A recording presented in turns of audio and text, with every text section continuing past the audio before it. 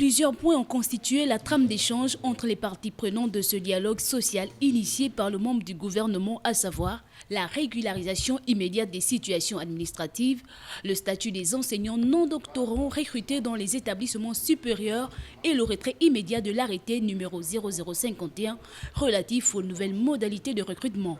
Seul bémol, le démarrage des négociations alors que la grève avait déjà été lancée. La seule façon de suspendre la grève, c'est d'ouvrir les négociations lorsque le préavis de grève vous est déposé.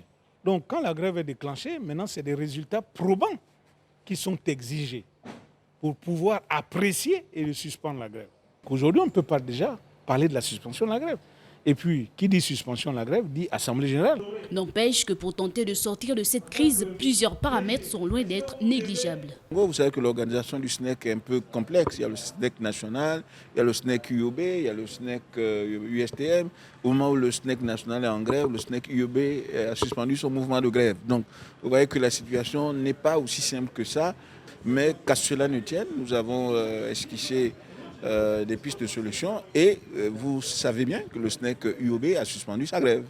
C'est donc une phase de négociation qui est loin de connaître son épilogue, non seulement au vu des multiples points de revendication du SNEC national qui n'aura pas trouvé de solution probante à court terme, mais surtout du fait que plusieurs de ces points transversaux dépendent également des ministères de la fonction publique et celui du budget.